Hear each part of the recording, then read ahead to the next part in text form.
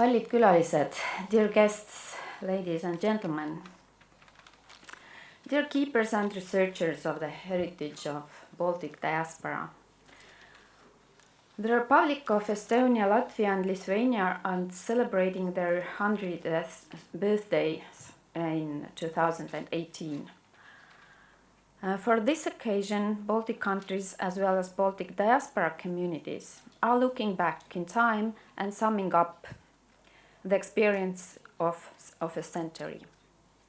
Such important anniversaries give us the opportunity to make conclusions of what has occurred, but also to look at what has yet to come and make goals for the future. The Baltic Heritage Network is celebrating the 100th birthdays of the Baltic countries with a conference, New Beginnings of Baltic Diaspora, at the Estonian National Museum, which is a good example of a new beginning of an old institution. The historical and present circumstances of the Baltic diaspora are like a garden of forking paths for both individuals and communities. New beginnings are taking place, whether we are paying attention or not. This conference is an effort to look at the endings and new beginnings of communities and their archives, both at present time and in retrospect.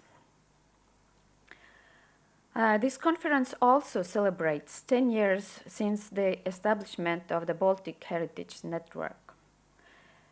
Non-profit organization BaltHerNet was founded in Tartu in January 2008 to foster cooperation between national and private archives, museums, libraries, institutions of research, public associations and organizations collecting and studying the cultural heritage of the Baltic diaspora.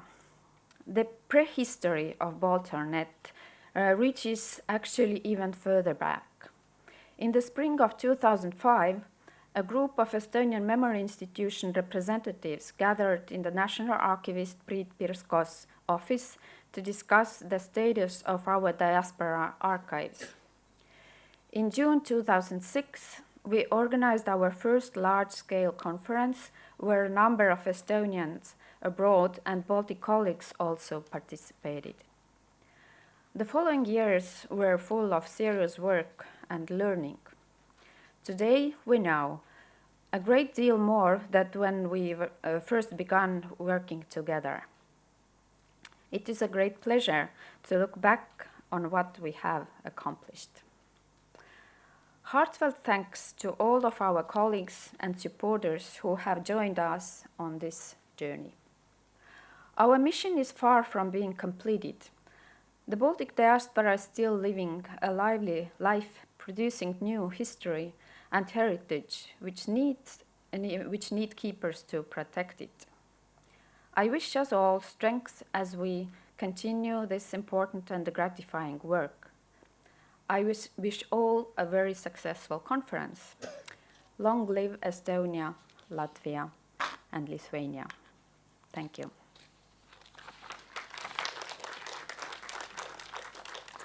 Next, it's my pleasure to ask the newly elected director of Estonian National Museum, Alar Karis, to say his welcoming words to you, please.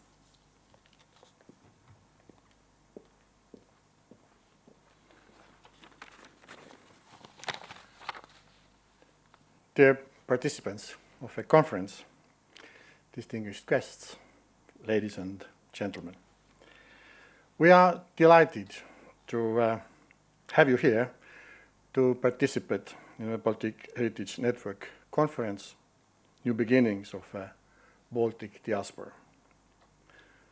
Also celebrating the 100th birthday of the Baltic countries. It is my great pleasure as the director of the Estonian National Museum to host this event. Thank you very much for coming. Estonian National Museum has always paid a specific attention to Estonians living abroad. Starting from 1970s, there have been a number of expeditions to Estonian settlements around the world. For obvious reasons, in the beginning only to the regions of the former Soviet Union, namely Siberia and Caucasus. Collecting materials, objects and artifacts from Canada, US, Australia and other places in the Western world started in 1989. Today there are more than 2,000 items from different parts of the world. In 2011, the archive of Hans Statlaus, together with photographic materials, arrived to our museum. In 2014, the archive of an experimental psychologist and cognitive neuroscientist Endel Tulving was handed over, just to mention a few. Today, almost every family in Estonia, and I guess also in Latvia and Lithuania, has a family member who is living, working, or studying abroad. Different from the previous waves of migration, the main connecting link for the communities of the current migration wave is the internet and the digital communication based on it. This is a new beginning for the diaspora, but also for archives, museums, libraries, and research institutions. Therefore, we are not only focused on Estonians who have been living abroad for decades, but also collecting memories and impressions, for example, of Estonians who moved to Finland, Sweden, Germany, and Canada quite recently. The most recent issue of Estonian National Museum yearbook focuses on Estonian food heritage. 2 out of 5 articles discuss the food culture of Estonians who have built new homes far from their homeland. Tonight, next to our restaurant Pööripäev, there is an opening of the exhibit Food, a Treasury of Estonian Heritage, which was created together with the Museum of Estonians Abroad. You're all welcome to this opening, of course. In conclusion, I would like to thank the National Archive of Estonia, the Estonian Literary Museum, and the Center of Excellence in Estonian Studies to co-organizing this event. To all of you, thank you for being here and enjoy the conference, our museum, and the city of Tartu. Thank you very much for your attention.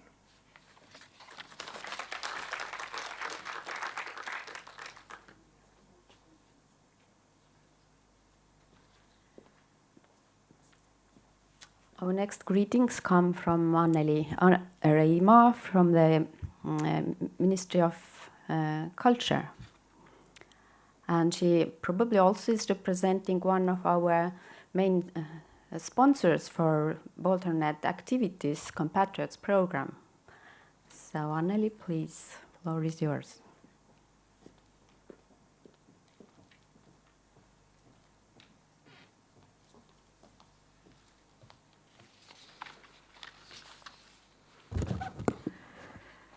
Dear participants of this conference, dear friends and colleagues, I would like to thank you very much that I can attend this wonderful conference today, which is dedicated to the 100 years anniversary of Baltic states.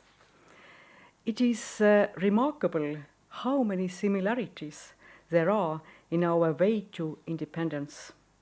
And it is important to say that on many occasions we will celebrate our common jubilee together with our Baltic neighbors. I'm convinced that these joint events will bring us more and more closer. I have to tell that Tartu has a great role on the creation of the Estonian independence after the First World War.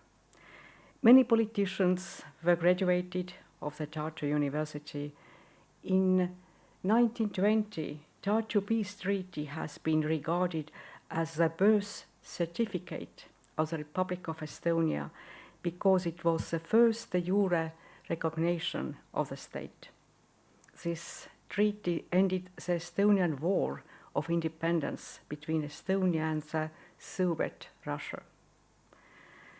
Many of the European countries are celebrating the Year of Cultural Heritage this year. Last weekend in Tartu took place a great student song and dance festival, Gaudeamus, and next summer we will celebrate 150 years anniversary of the Estonian Song and Dance Festival in Tallinn, where we all can sing and dance together again. During the years of occupation, the source of strength and glimmer of hope came from our traditions and culture. Our ties have grown stronger since restoration of independence since 1991. We evaluate all the people who have struggled for the independence of our countries, and we have to know how it has happened, how the resistance took place in our countries and abroad by our diasporas. Estonian Compatriots Program, starting from 2004, aims at supporting the Estonians living abroad by helping them preserve their Estonian language skills, maintain Estonian national culture and identity, as well as providing assistance to those who are considering returning to Estonia. And one of the priorities of the program is also to support the collecting, preserving, and making available expatriate cultural heritage. The current program also focuses on recent immigrants and on the descendants of previous generations of expatriates who do not longer speak Estonian. In the current world, the nature of immigration has changed, and its forms are moved manifold than ever before. The Estonian communities in Western countries, in particular those established after the Second World War, have significantly grown after Estonia restored its independence. For example, in Sweden, in Germany, in UK, and there are numerous micro-communities, primarily in Finland and other countries. Estonian communities, especially in Russia, have shrunk in numbers due to the lack of growth or have only marginal increases. These developments are also the subject of historians and archives in the future for our next generations. Our interest and aim is to talk about the history and keep contacts to our diasporas in different countries and make these stories visible and heard today. It is valuable to share the collective memory and keep cultural identity and the sense of belonging and see how different elements of memory cultures work together. I use this opportunity to thank all the organizers of this conference, especially Piret. I know how much efforts you have put to organize this event today, and I wish you all success for today and the next days of the conference and for the joint activities also in the future. Thank you very much.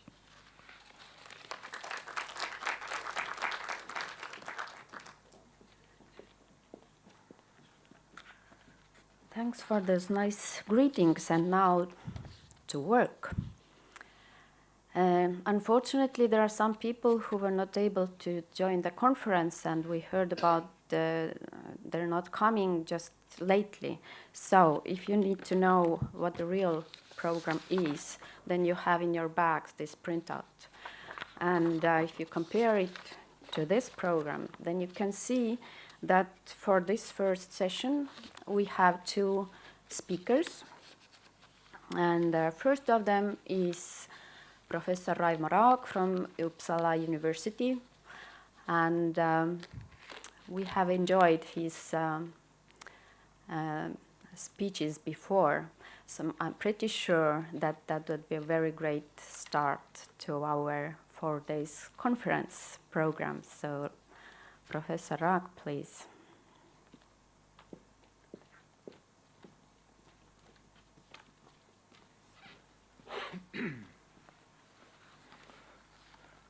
Thank you very much.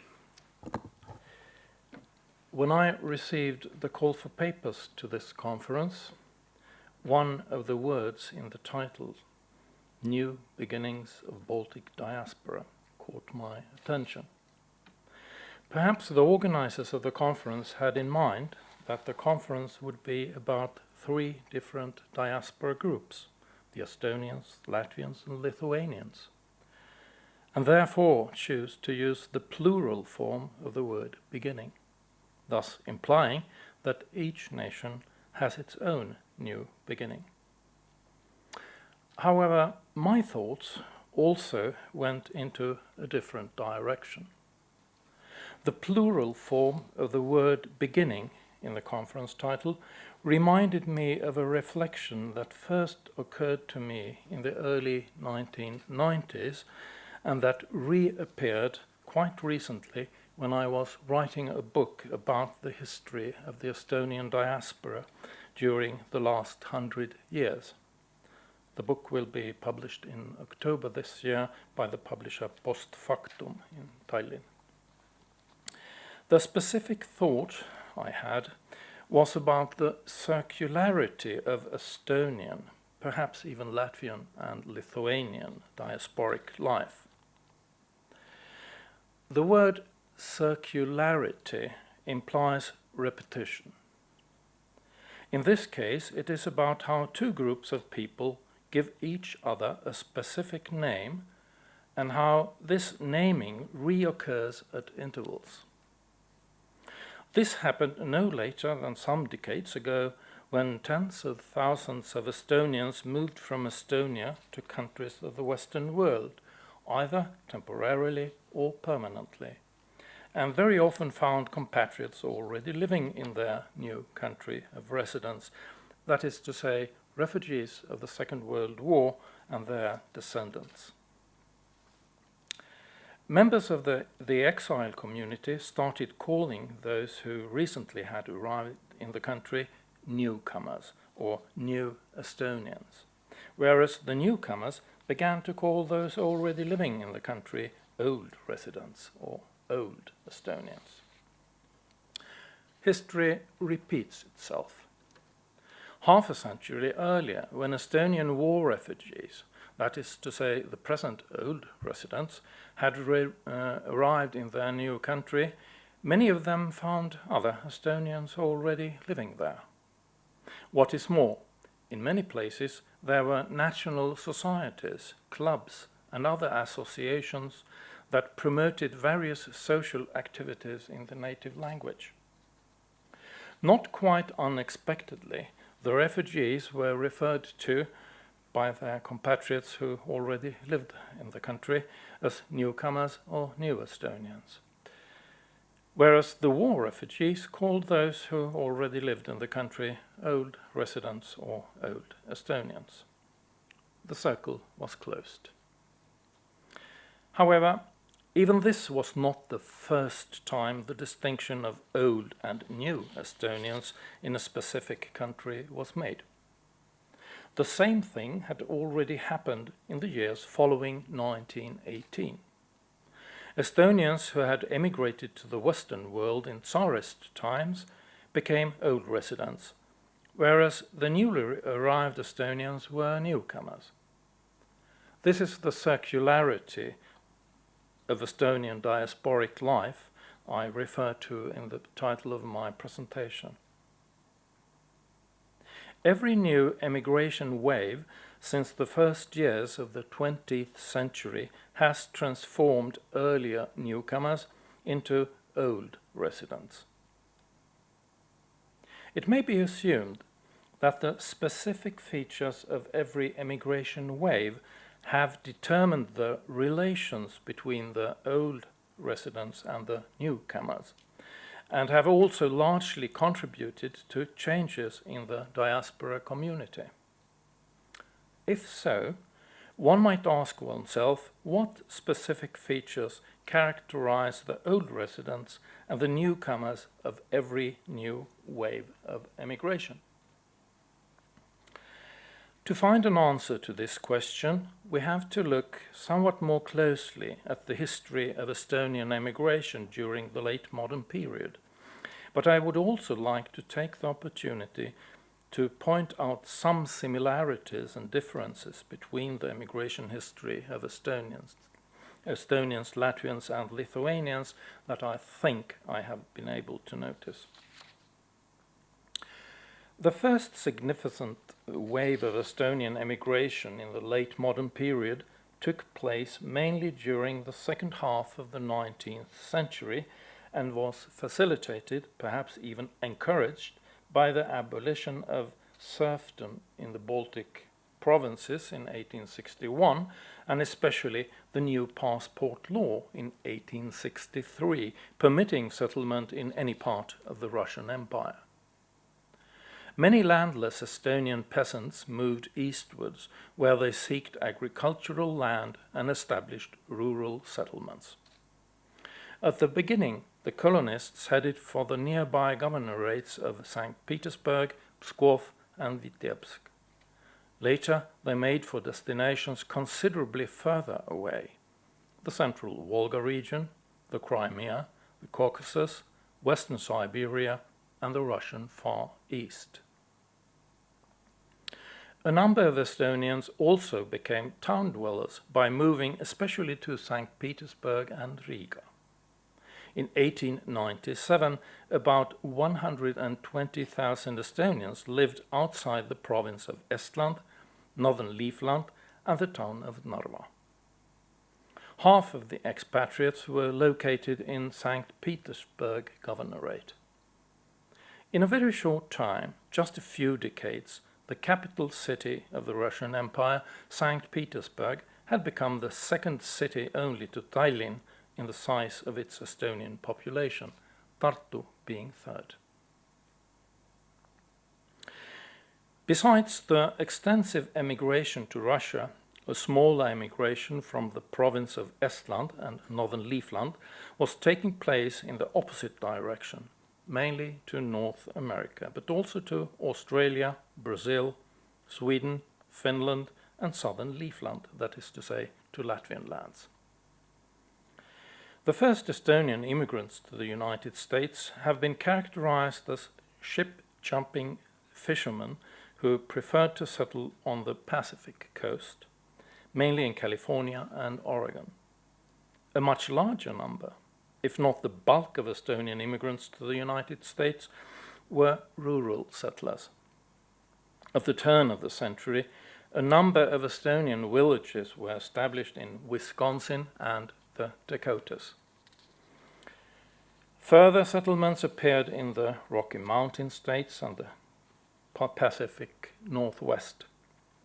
Many Estonian farmers and their families came not directly from Estland or northern Livland, but from the Crimea or other parts of Russia.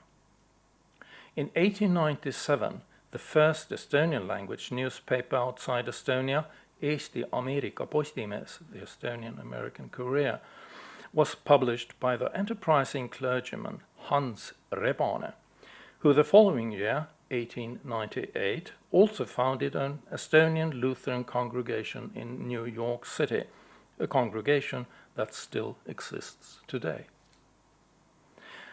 Reverend Rebane had come to the United States at the invitation of the German Missouri Lutheran Synod to be a pastor to immigrant Estonians and Latvians of Lutheran faith.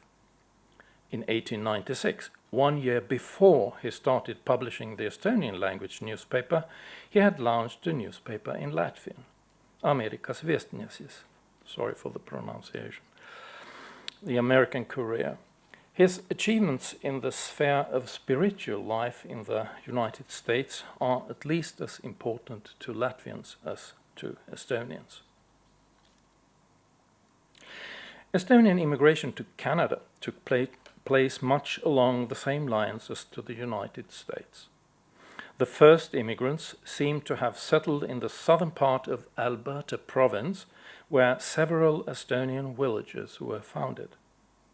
The inhabitants of the villages consisted of immigrants from the Estonian-speaking Baltic provinces, as well as from other parts of the Russian Empire, among others the populous Nurmekunde settlement in Tver governorate.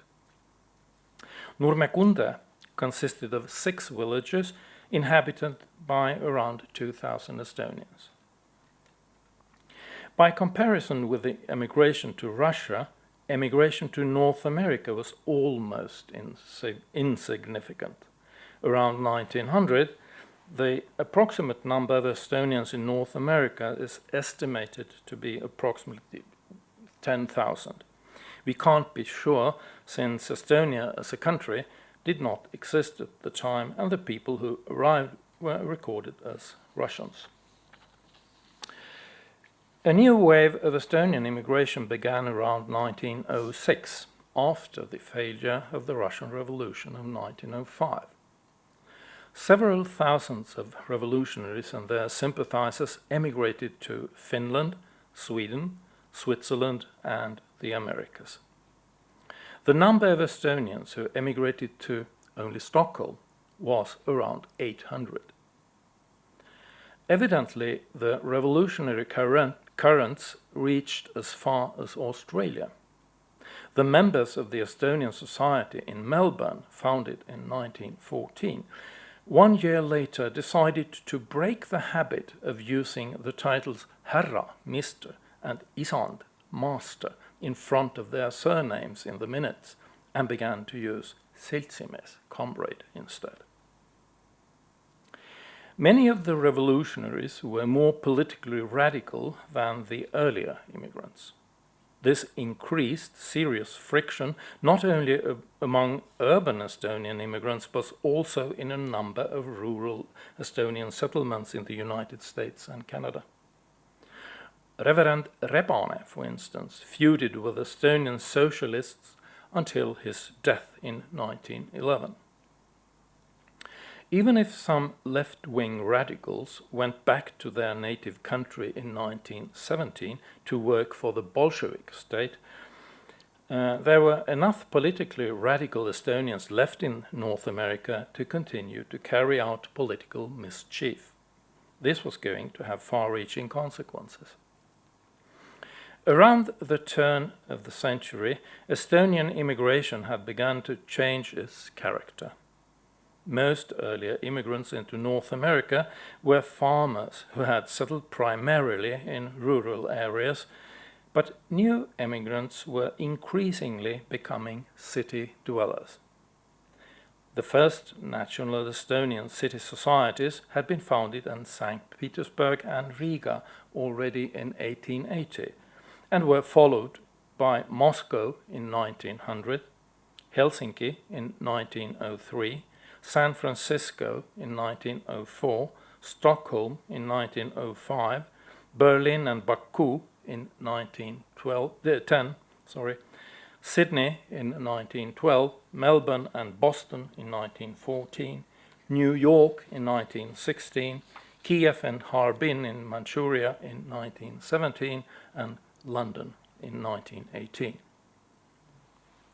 This trend was further strengthened after the end of the Great War, when a new wave of immigrants from Estonia began to arrive. Estonian city societies of various kinds began to crop here, there, and everywhere. Shanghai in 1920, Copenhagen in 1922, Buenos Aires and Danzig in 1924, Sao Paulo, Cleveland, and Paris in 1925, Detroit in 1926, Kaunas, Los Angeles, and Vienna in 1928, Winnipeg and Brussels in 1929, etc., etc. The newcomers differed from the earlier Estonian immigrants. Quote, "They were usually young and unmarried. Many had secondary education, and some were university graduates or acquired higher degrees in Canada." Unquote. Accordingly, the aim and direction of the societies started to change. The early organizations were concerned with all areas of life in the rural settlement, or were agricultural cooperatives, cattle sale cooperatives, mutual fire insurance companies, savings and loan cooperative banks, Lutheran congregations, choirs, instrumental ensembles, amateur theatre groups, schools, and libraries. The activities of the new societies that came into being in the towns and cities maintained this general social orientation, but no often with a certain shade of ethnic or patriotic feeling. According to the statutes of several newly established Estonian societies outside Estonia, the aims of the societies were, and this is almost a direct quote from the statutes of several societies, to bring local Estonians together for social intercourse and entertainment, to preserve national traits, and to introduce Estonia and Estonian culture to the public of the country of residence. This ethnic orientation must, I assume, be seen in the light of the establishing of Estonia as an independent republic in 1918, a notable milestone in Estonian history that is likely to have increased Estonian national sentiment. On the one hand, during these times, nationalism was, in addition to socialism, the system of thought that to the greatest extent shaped political development. On the other hand, the increasing influence of socialist ideas manifested itself in the emergence of Estonian socialist organizations, a tendency that had already begun before the outbreak of the Great War. Estonian socialist clubs were established in New York, Boston, New London in Connecticut, Baltimore, Elmont on Long Island outside New York, Cleveland, Ohio, San Francisco, and Seattle. The only known Estonian socialist society in Canada appears to have been established in Bankhead, a small coal mining town near the town of Banff in the southern part of Alberta province. An attempt to create a socialist club in the Snake Lake rural settlement in the same province came to nothing, although there were radical socialist activists living there. In the United States and Canada, perhaps also in other countries, although I haven't found enough evidence to confirm this assumption, Estonian radical socialists didn't confine themselves to creating separate organizations and athletic clubs, but endeavored to dominate the existing Estonian organizations. This happened in New York and Portland, Oregon, perhaps also elsewhere. In Portland, the socialist-ruled Estonian Society joined the Estonian branch of the American Socialist Party. Thus, in North America, particularly in the United States, there were two rival Estonian societies, one communist and one non-communist. In small centers, this was a serious problem, as the local community of both parties had to face the issue of the lack of members and the consequent issue of continuation. In larger centers like New York, where there were plenty of Estonians, the situation was not quite so serious, but serious enough. Estonia's independence in 1918 raised tensions even higher, with the organized Estonians now definitely being divided. Some welcomed the independence of Estonia, orientated to the independent state, and tried to further economic, commercial, cultural, and educational ties between the countries of residence and Estonia, whereas others, mainly communists, orientated to the Soviet Union. The communists wanted to see Estonia as part of Bolshevik Russia and consequently also welcomed the annexation of Estonia by the Soviet Union in 1940. They rallied around the newspaper Uus Ilm, the New World, established in New York in 1909 and with a weekly circulation of 550 as from 1925. At the end of the 1920s, most of New York's and Philadelphia's Estonians were woodworkers, machine tool workers, locksmiths, tailors, masonry workers, and electricians. The social basis for the acceptance of left-wing ideas had therefore been rather favorable. Although the Estonian communist associations were full of life in the 1920s and also still in the 1930s, especially in New York, they nevertheless had left the peak of their influence behind, and so, in the course of time, the national organizations managed to consolidate. The advance of the national organizations was most likely due to numerous newcomers arriving from Estonia as a result of the Second World War.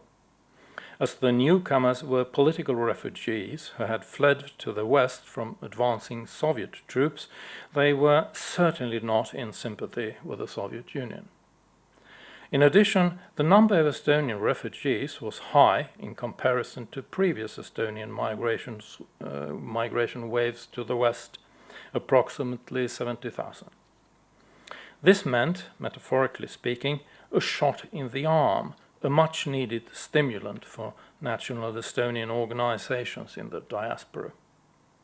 Existing national societies were vitalized and the range of organized activities was widened, as was the geographical distribution of the network of Estonian national societies.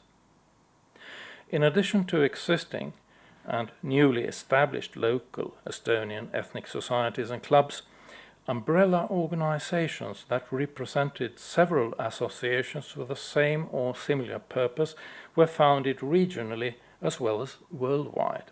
A case in point being the Council of Estonian Societies in Australia, a member of the Estonian World Council residing in the United States. Another significant example is the Union of Estonian Scouts that united Scouts and Scout patrols in Sweden, the United States, Canada, England, Denmark, Australia, Argentina, Brazil, and Australia. The Scout movement became the most important form of organization for young Estonians in the diaspora. The communist societies did not experience such an addition to their membership, but began to fade away and ceased to exist completely during the early post-war decades. An interval of 50 years, half a century, was to separate the arrival of the war refugees at the end of the Second World War and the immigration following the restoration of independence of Estonia in 1991. Immigrants from Estonia now came primarily for socio-economic or personal reasons, to work, to study, or to broaden their horizons.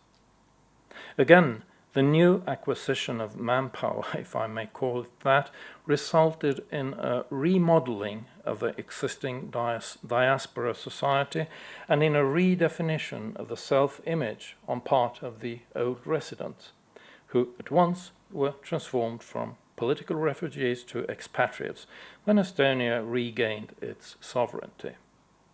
Now Estonia is no longer a closed society, but is within easy reach for everybody, a development that has been facilitated by the abolition of passport and other types of border control at the mutual borders of the Schengen area, as well as the introduction of internet and social media.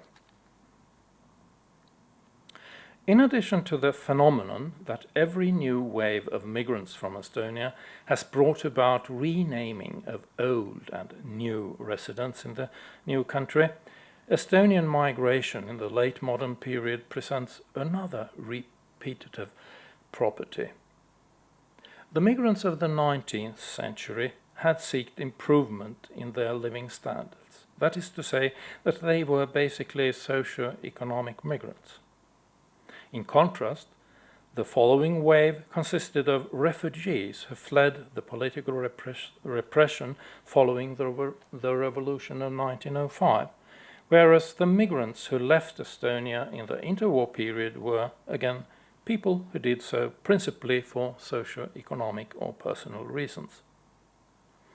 Then, in connection with the Second World War, it was time for new political refugees to leave their native country. They, in turn, were followed by people who half a century later, or even later than that, moved to the West basically for socio-economic or personal reasons. This brings us back to the issue of circularity and raises the question whether these properties of Estonian emigration have parallels in Latvian and Lithuanian migration history, or not. Here I prefer, for obvious reasons, to express myself in guarded terms, but I can't refrain from pointing out some similarities. First, the general chronology of emigration, including, second, the circularity of waves of emigration. Significant numbers of Estonians, Latvians, and Lithuanians seem to have moved from their native land starting in the second half of the 19th century, followed by post-1905 refugees, part of whom returned to their homeland in 1917. Then the slow emigration in the 1920s and 1930s, the mass exodus in connection with the Second World War, and finally the westward emigration that followed the collapse of the Soviet Union and was intensified after Estonia, Latvia, and Lithuania became members of the European Union in 2004. This chronology, as well as the consequent circular alternation of the principal reasons for emigration, socio-economic or personal versus political motives by turns, is an evident manifestation of the shared political history of Estonians, Latvians, and Lithuanians from 1795 onward. The history of the Estonian, Latvian, and Lithuanian diaspora in the late modern era also presents some apparent differences. The great majority of emigrants from Estonian and Latvian lands in the 19th century was headed for Russia, whereas Lithuanians emigrated mainly to the United States. In this respect, Lithuanian emigrants followed international emigration patterns as the Americas, notably the United States, at that time was the main destination for emigrants from Europe. In the 19th century, some 50 million people left Europe for the Americas.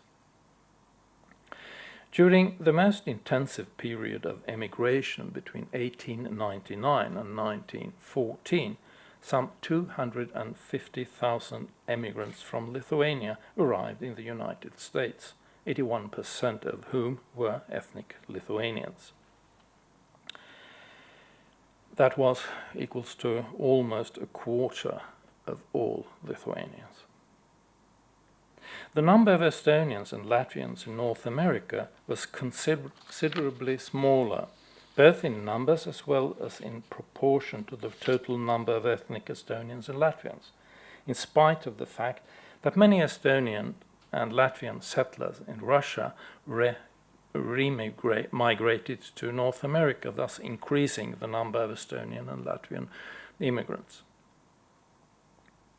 Lithuanians also preferred, to a greater extent than Estonians and Latvians, to migrate to South America, Argentina, Brazil, Colombia, and Uruguay, even if several Latvian agricultural colonies actually were established in Brazil around the turn of the century.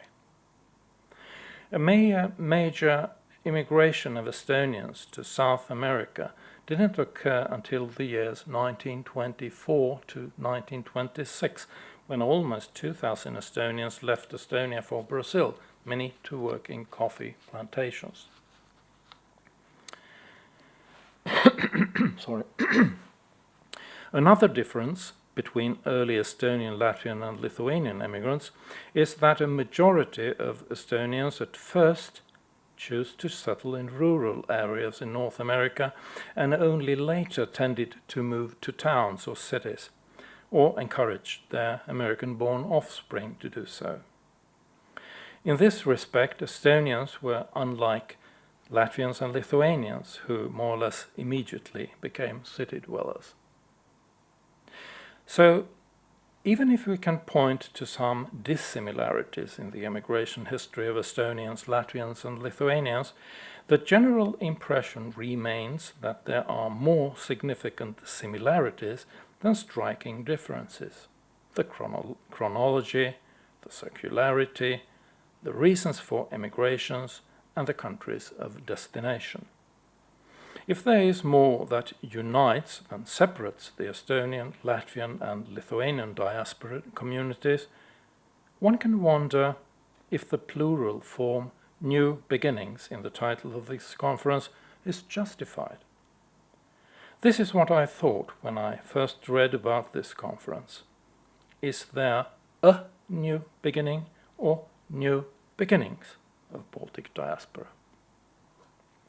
Will each nation have its own new start different from that of the others? Only the stars know what the future holds, but this conference may perhaps answer this question tentatively or more precisely. Thank you for your attention.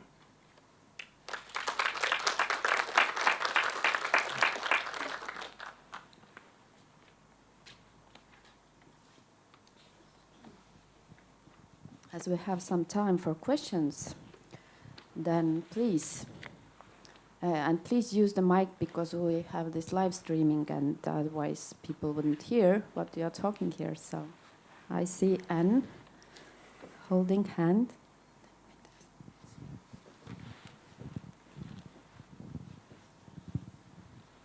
Thank you. Perhaps I should start a pattern of questioners introducing themselves too for the benefit of the other participants. So I am Anne Dundan Smith from Australia, where there are other Australians here who might contradict me, but we understood that our old Estonians who met the new Estonians after World War II included people who had left Estonia after a failed communist coup in 1924. If you mentioned that, I missed it. You were talking about economic migration at that time. Have you found any evidence for political refugees in the 1920s from Estonia or the other Baltic countries? No, I haven't, actually. The main reasons that are mentioned, at least in the literature I have read, do mention mostly personal motives for leaving Estonia. But we can't be sure, of course. The 1924 coup in Tallinn shaped insecurity on part of immigrants. I know that, but it transpires from memoirs and such literature. But specifically for Australia, I don't know.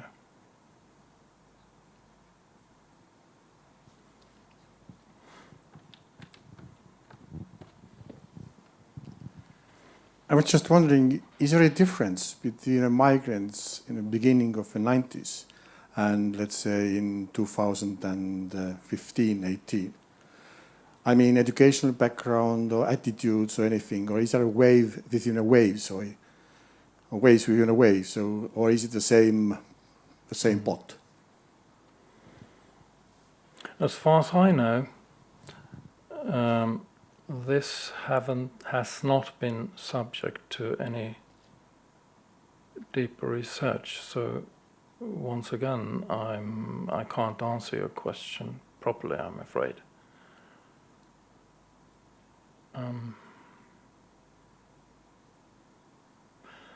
The experience I have from Sweden, or central Sweden, the Uppsala area, Uppsala is not a very good example since it's a university town, which means that very many young people come there to study or to have their postdoctoral studies placed in Uppsala, which means that many of them have a higher education. But on the other hand, there are very many people mostly men, who come to work as builders and such professions. But whether they are permanent settlers or not is open to debate, since the borders are so open as they are today in Europe.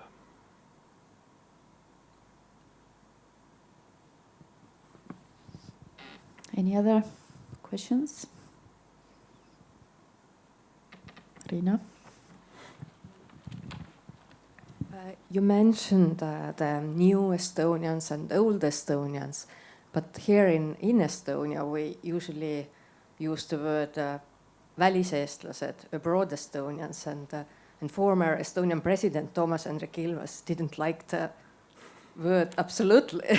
So what is your idea or suggestions how we should name those Estonians living abroad? Or it's very easy in Estonian say väliseestlased. It fits together, or easy to say, but Väliseestlane, Estonian abroad, that is a handy term, I would say. I know for the older generation, I'm born in Sweden, as you might know or have guessed, but for my father who came as a refugee, his generation was, I think there are people who would reject the name väliseestlane and prefer to be called political refugees. This was subject to debate among Estonians abroad, in Sweden at least, after Estonia had re-established its independence. But in my personal opinion, väliseestlane is a neutral term. There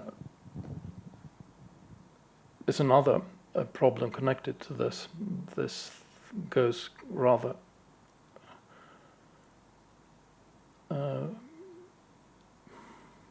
far away, and that is who is an Estonian living abroad or not.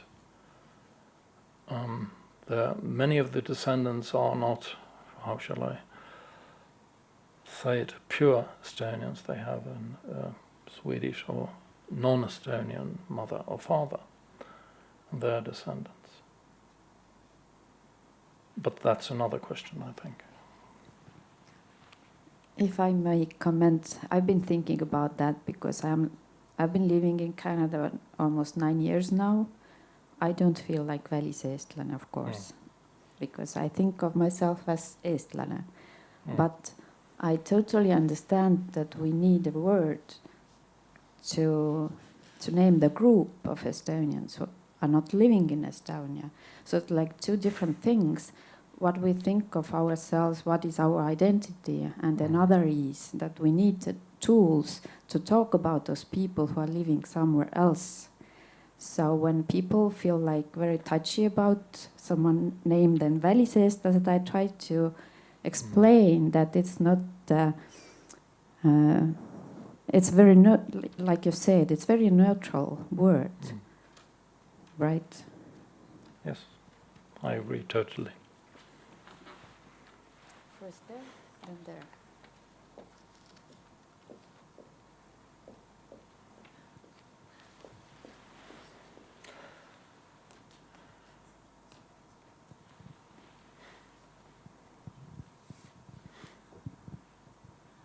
I'm sorry, I have got a loud voice. I think I could have made it without it.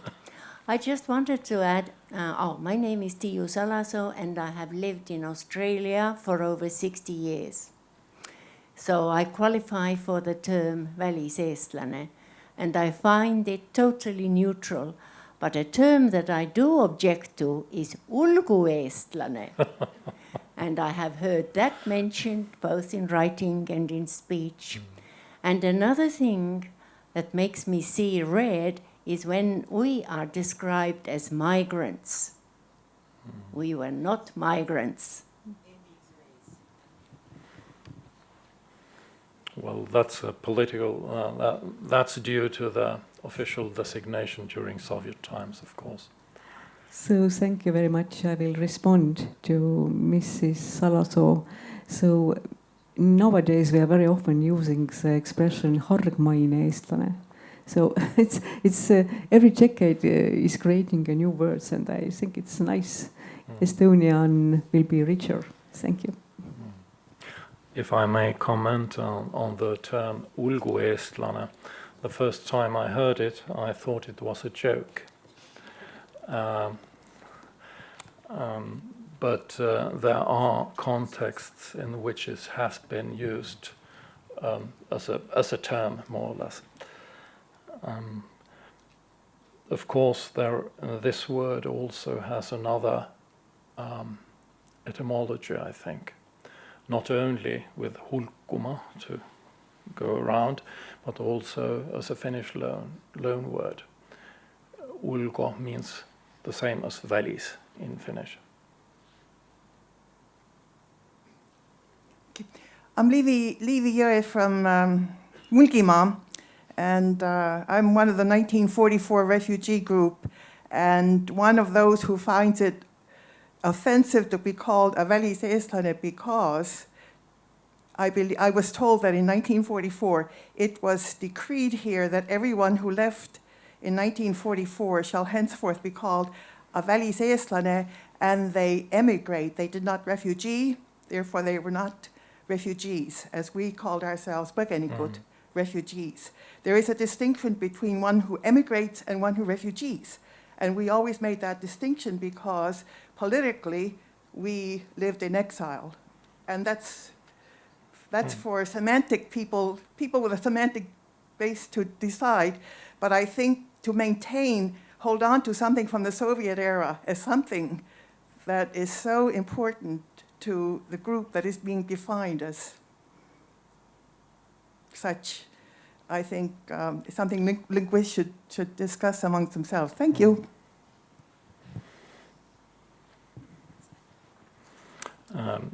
I shouldn't comment upon English usage because my English is rather poor, but as far as I know, migration and migrant is a cover term for all kinds of people leaving a country, whatever the reason is, political or economic or personal or others, but I might be wrong. Those who left in 1944 intended to return. Yes, they did. They did not emigrate, they refugeed. They would intend to return. Yes, that's correct. Therefore, That the 1944 refugees and 45, they intended to return to Estonia. That of course, that is correct. Yeah, it's interesting. When we started the Baltic Heritage Network, that was the main discussions we started with, how to call those people. And we are still here discussing the same question, because it is very personal. And that's why probably. But let's give a hand to Professor Raag from Uppsala, our keynote speaker. Aitäh. Thank you. So our next speaker comes from Germany. Gerd Franzenburg is from the University of Münster. And he was talking about the new how to cope with diaspora situations, some psychological remarks concerning Latvian life in Münster since 1948. And Rina would help us with equipment.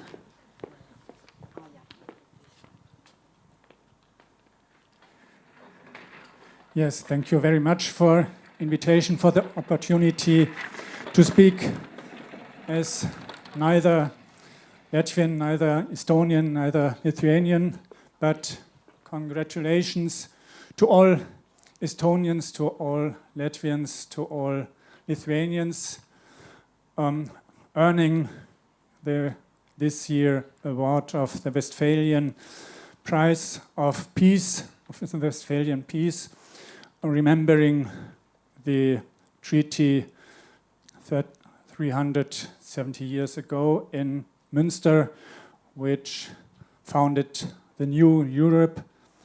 And because Münster is too small to host millions of Estonians, Latvians, and Lithuanians, the Lord Mayor and his team, the jury of this award, has decided to invite your presidents, and I'm very glad to have these persons in our town, particularly the Latvian president who will visit Latvian Center in Münster, where I were for some years the chair member and nowadays a scientific consultant and counselor, and therefore I'm glad to hear about it.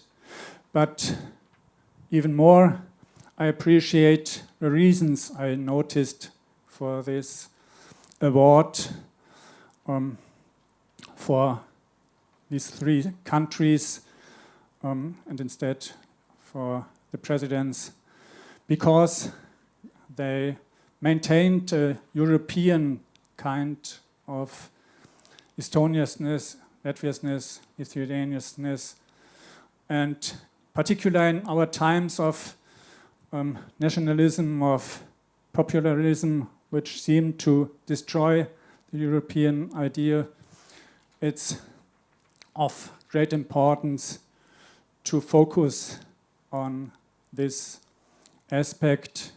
And as a teacher of adult education and of psychology of religion and of spirituality in the Lutheran faculty in Münster, I'm concerned with this issue of maintaining this way of cultural identity until one destination which seems empty like this bag, but it's filled with emotions, filled with hopes, with fears, filled with organization, with plans, and filled with experiences, both experiences people have made in these 100 years and the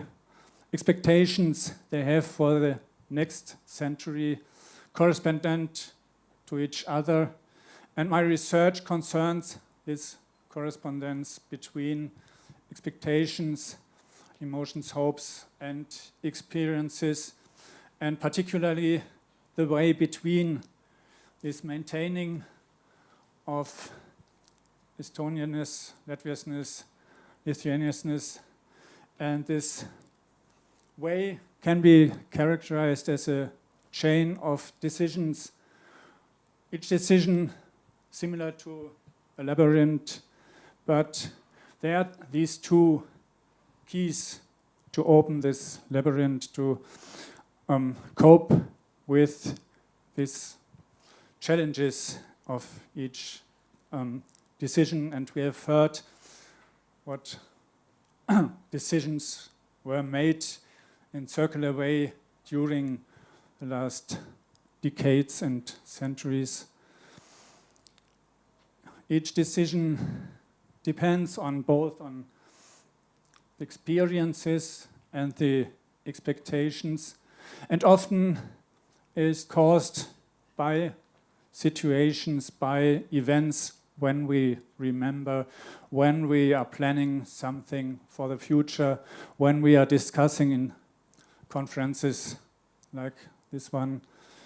But my intention working with the students and as a researcher, as a historian, and as the chair of an adult education association focusing on historical education. This process should be transparent, this process should be systematic and should be like a constructive remembering. A constructive remembering which recognizes that memories are not quite clear, but constructions, similar as expectations, are not clear but constructed by our wishes, by our fears, by our decisions and experiences. Constructive remembering means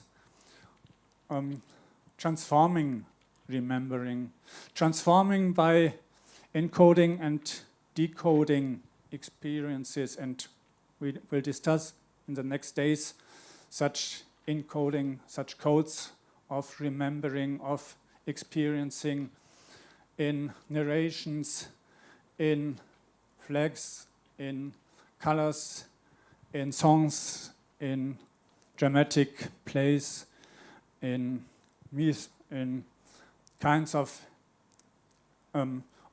artificial objects of any kind.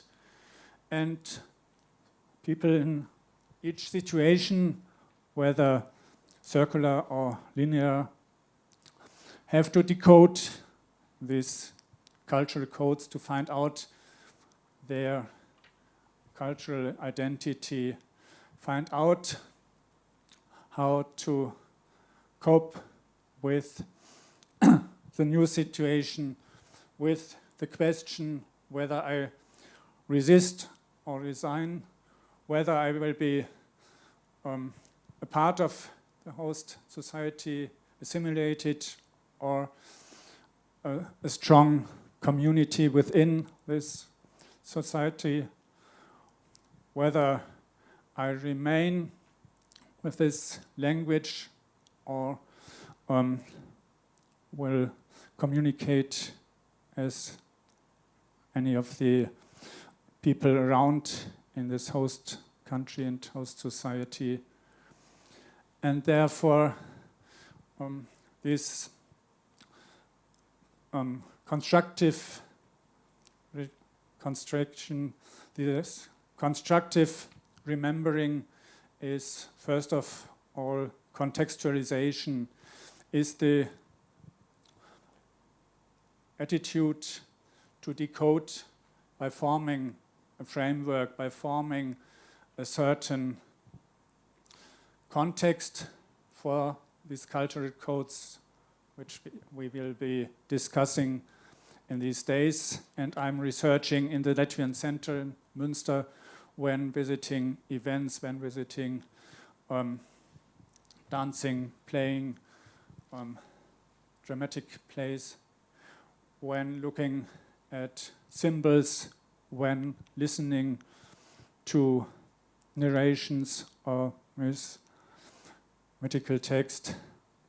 I find out this maintaining of cultural heritage, this maintaining of cultural identity is a chain of decisions, is a way towards unknown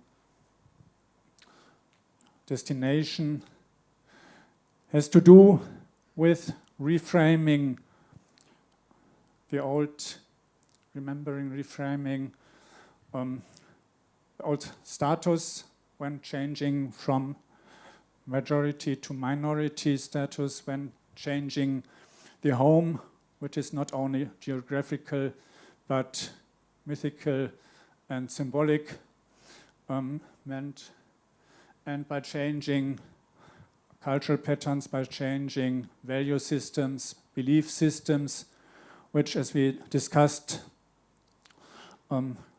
include stereotypes or terms, decisions, how I will be characterized, what name can be given to certain persons, and therefore often also stigmatization.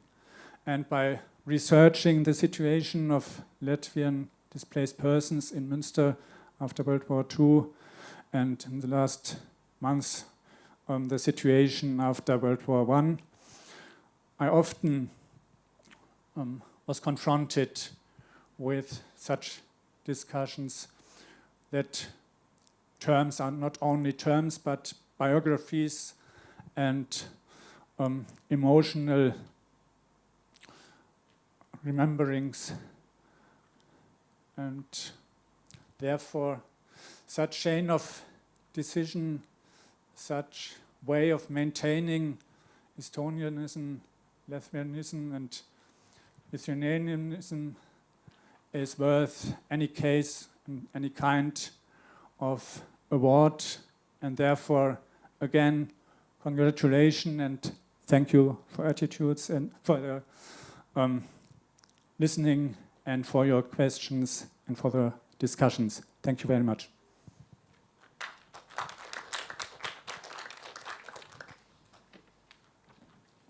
Now we have to share the mic.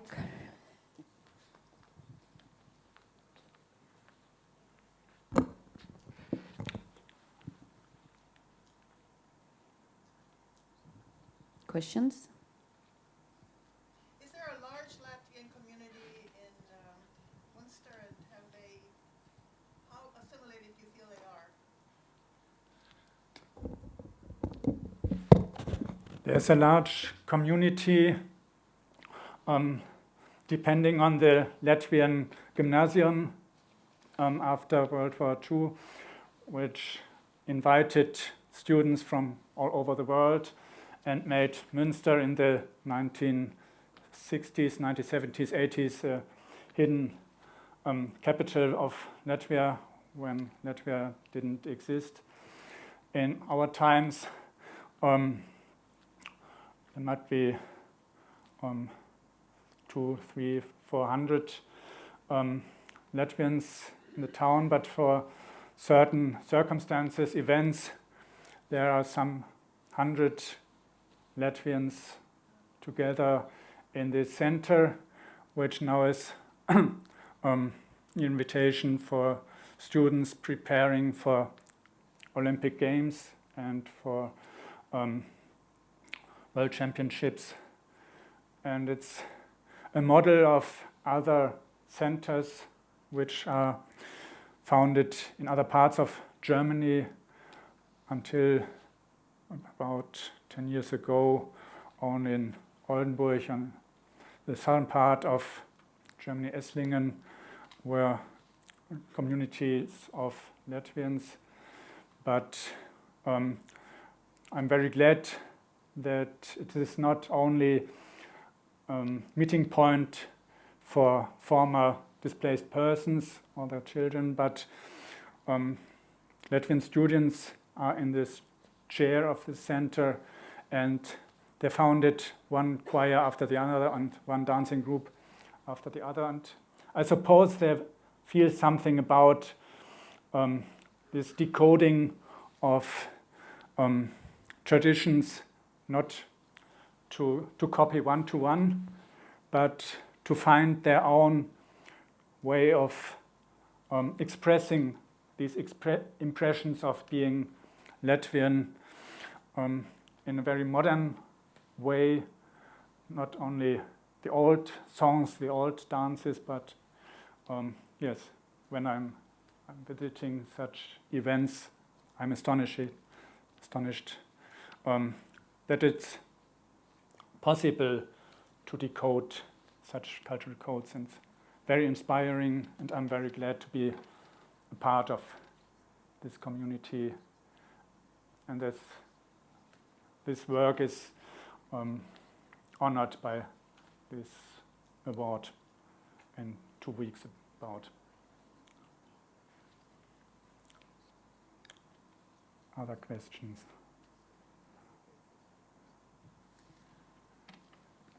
Anna mikrofoni. No, I was just wondering, was there a so-called old Latvian community there, or are these so-called new Latvians to tie in with the Estonian previous discussion? Both groups are present. We have made a DVD 10 years ago when young students from a Münster school with Latvian students made interviews with former DPs from Latvia in Münster, and this DVD is sold in all countries around the world in Latvian communities.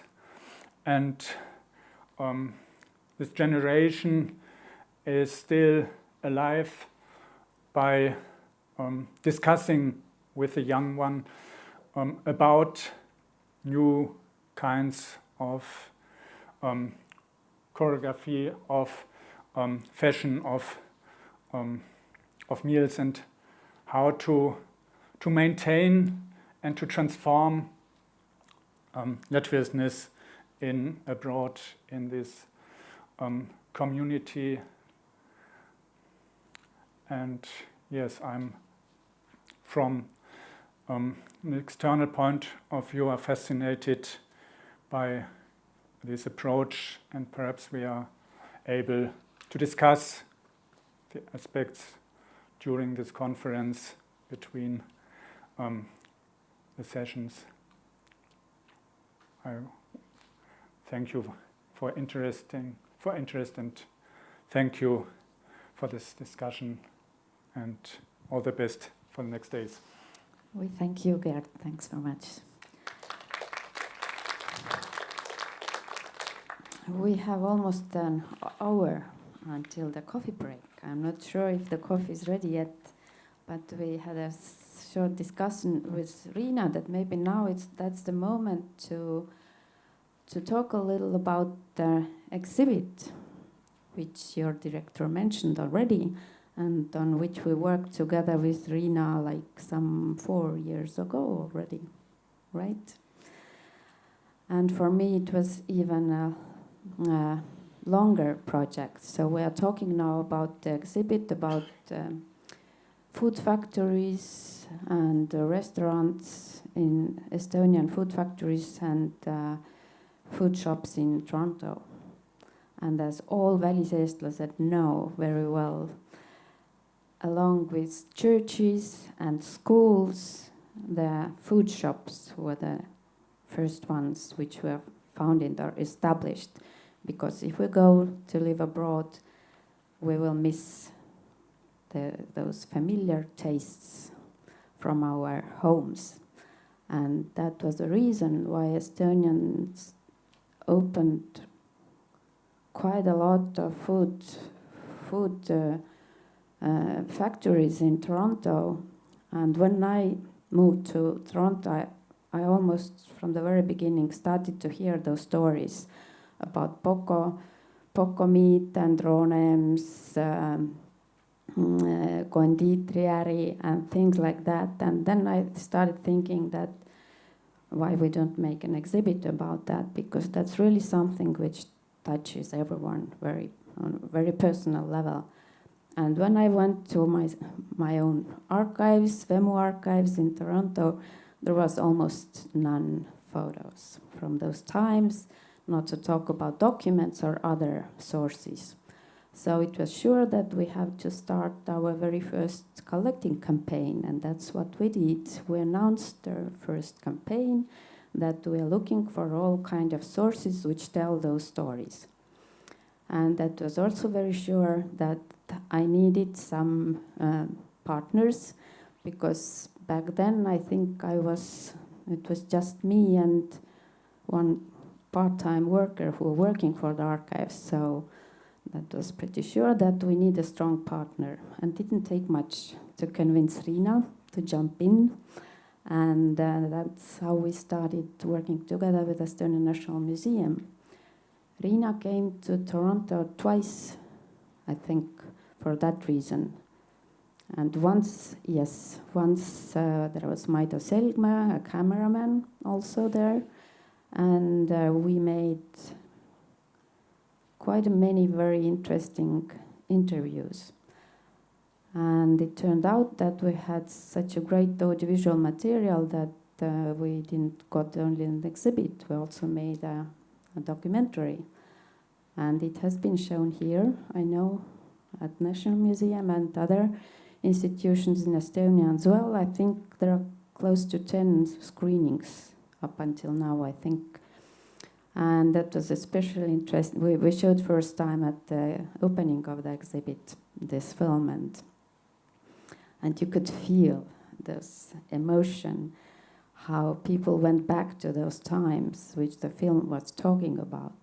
And one key to those emotions, it was not just food, which we were talking mainly, but it was also music, because Kaisa Pitsi, the film director of the film, a young filmmaker from Estonia, she went to our archive and found that we have a great LP collection. So she chose Väliseesti muusika, the music of Estonians abroad, to cover this topic. And that was also very, very emotional. So I'm really very grateful to Riina, Merike, Maido, and everyone who helped us with that. So the exhibit was designed here, printed out here in Estonia, and sent to Canada. In Canada, it went also to Montreal, to the Latvian Center, where it was also quite popular. And now it's here in Estonia, and I hope that will be not the last stop for this exhibit here in Tartu. And actually my dream is that next year, when we will have a ESTA festival coming to Helsinki, Tallinn and Tartu, that would be great to have a festival of exhibits about Estonians living abroad, because we have quite a long list already of those exhibits, and I know that the Estonian memory institutions also have been working on that topic for many years now. So that would be great to cover Estonia for the next summer with that kind of exhibits. So this is the beginning, maybe, of that project. And I'm pretty sure that Riina would like to add something. Please, come here. Well, I am not quite prepared now, but yes, when Piret asked me, am I interested about to make such a exhibition or research? So I said quite quickly yes, because I am food person. I love food, I love cooking, and also in my family, we all live in Estonia, but we have quite big traditions about food and making the birthdays and the food in birthdays. And when I first time traveled to United States in 1996 and 2 years later to Toronto, then I saw almost the same food in Estonian families as in Estonia. And I remember especially in New York, or actually in Lakewood, I had the best mulgikapsad in my life. Never so good in Estonia. And in Toronto also very, very good potato salad and rosoli and such things. And I said yes, but actually it was quite a difficult topic because, as Piret said, there was so few material or little material in archive in Toronto, and actually same in our archive in Estonian National Museum. Of course, we had those questionnaires about refugees and almost 200 answers. And we also asked about food, but the answers were very short. Yes, we had Estonian food, but no longer descriptions. And it meant that we had to make interviews and collect the material ourselves. And what I also hoped that Toronto newspapers. There was actually 2 newspapers at this time in Toronto that they have some articles about those stores or bakeries. But yes, there was, I think it was 1952, there was 2 pages about bakeries and things, and later almost nothing. Very, very few information. Yes, there was reklamid, commercials or advertisements, but no articles which wrote about it. It shows that the food is important, but we don't talk about this like officially or publicly or so, and it was not I think for Estonians living abroad was more important was political issues and like high culture, but the food was somehow too everyday or too much everyday.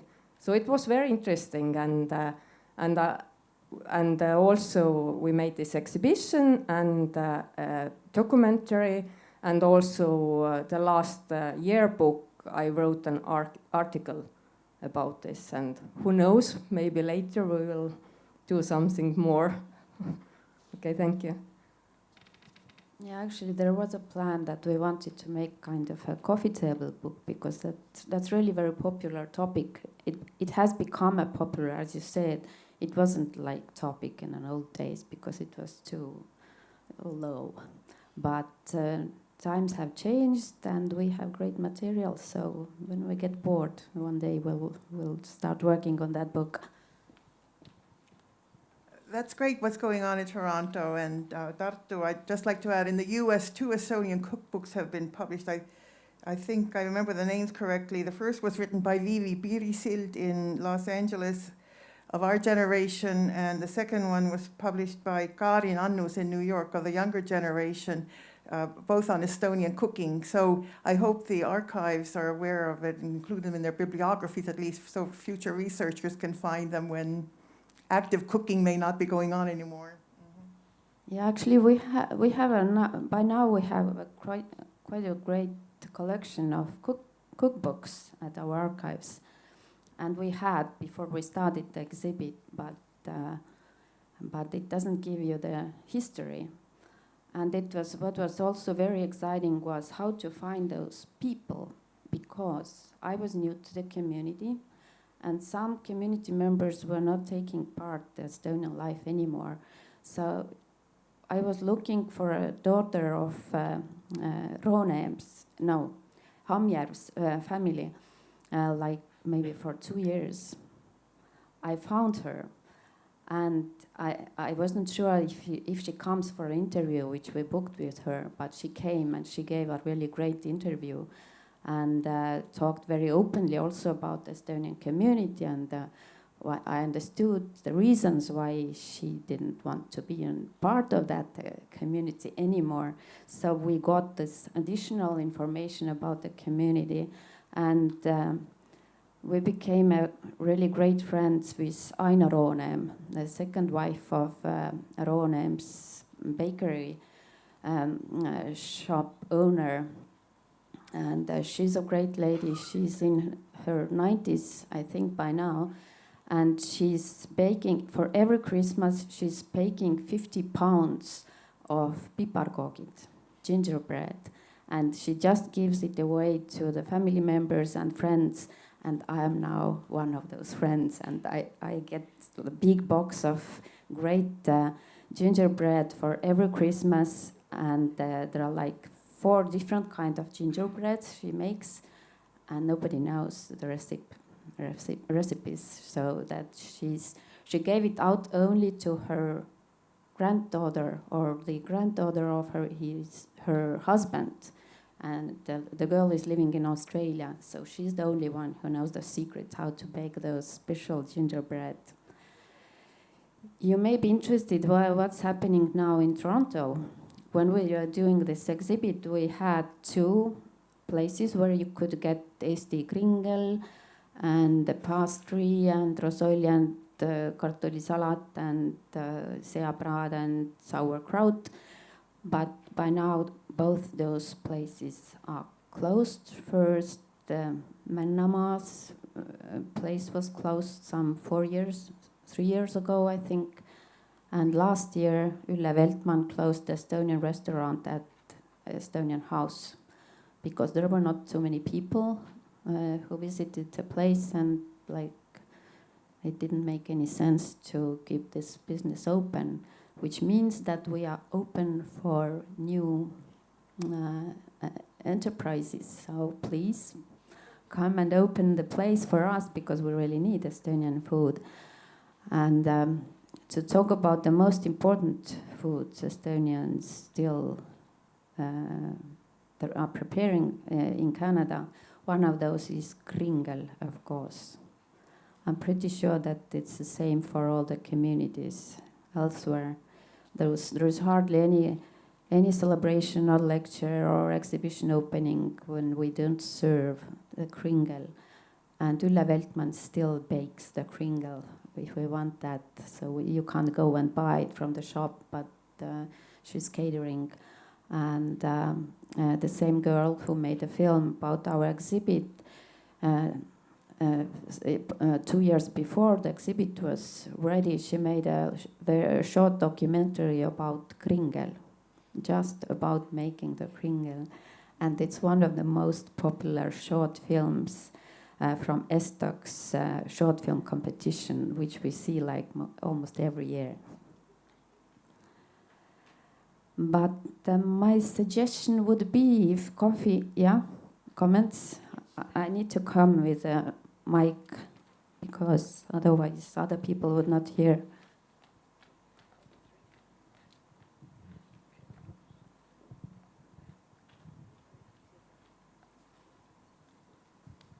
Thank you.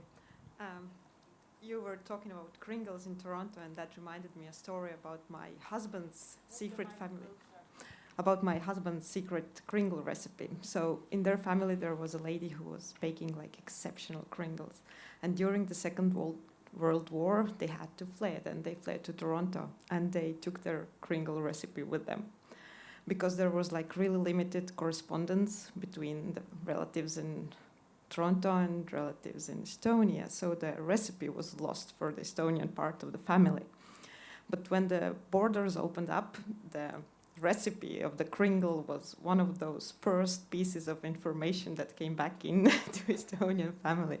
So, and now we have the recipe of the kringle again, and it's like scrumptious, and we're baking it all the time, and it's like really going well. And now we have friends in Toronto, so we gave the recipe back to Toronto again. So we're baking this kringle in Estonia and in Toronto, and now in Boston also. So thank you.